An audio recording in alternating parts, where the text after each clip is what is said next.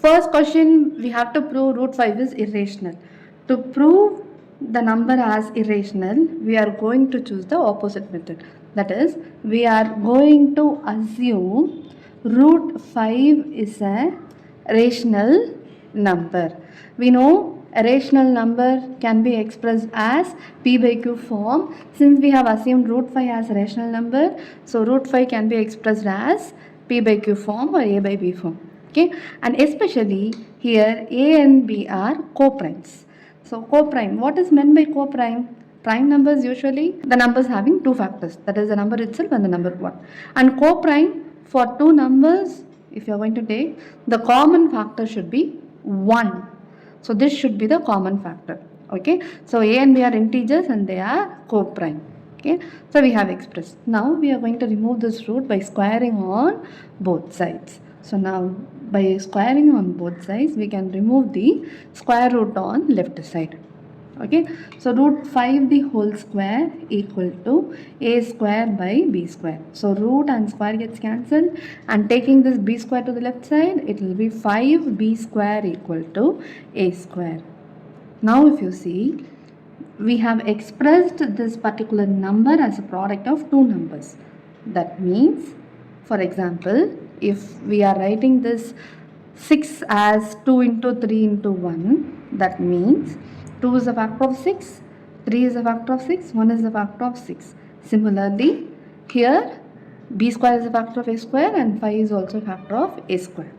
Okay, now we can say, we can take this 5 alone and we are going to use the first theorem. That means here from this statement we can write 5 divides a square because it is the factor. So when we divide, we will get the remainder as 0.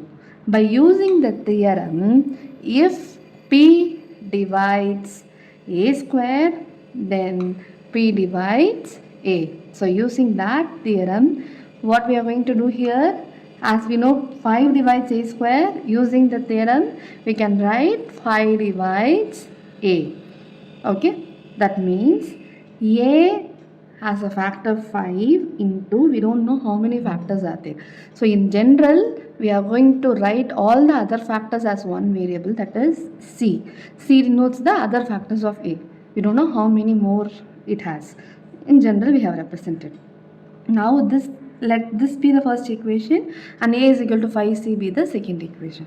Now what we are going to do? We are going to substitute this a is equal to 5c in the first equation. So substitute second equation in first equation. So wherever we have a, substitute as 5c. So left side as it is, right side in place of a square, it is 5c the whole square. So 5b square equal to 5 square is 25, c square is c square. So since it is in product, we can cancel 5 5s are 25, 5 1s are 5. Now we got b square as 5c square. That means 5 divides b square, c square divides b square. So only this 5 we are going to take. So 5 divides b square using the theorem. If b divides a square, then p divides a. So using that, here we can write 5 divides b. Okay, so 5 divides a, 5 divides b. So let this be the first condition, let this be the second condition or representation. So using this 1 and 2, we can conclude that 5 divides, so using this 1 and 2, we can conclude 5 divides both a and b, which means 5 is the common factor of a and b. But what we have assumed is a and b are coprime. That is, they should have only 1 as their common factor. But we have derived 5 is also a common factor for both a and b. This means whatever we have assumed is wrong. So our assumption is wrong. Therefore, because this contradicts the assumption that a and b are coprime, so only when this a and b are coprime, we can express this root 5 as a rational number. If this fails, then we cannot express root 5 as a rational number. If we cannot express a number as a rational number, then that will be compulsorily an irrational number. So root 5 is an irrational number. Question number 2, we have to show that 3 plus root 5 is an irrational number provided root 5 is irrational number. Assume 3 plus 2 root 5 is a rational number. So if it is a rational number, we can express as p by q form. So we can express this 3 plus 2 root 5 as a by b, where a and b are integers and they are co-prime. Now we are going to group root numbers to one side and other numbers to other side. So I am just retaining this 2 root 5 to the left side, taking 3 to the right side. This will be plus 3. So on moving to the right side, it will be minus 3. Take the LCM. So it will be a minus 3b by b. Retaining root 5 in the left side, I am taking this 2 to the right side as it is into. So I will take here as division. So a minus 3b by 2b. We know that a and b are integers.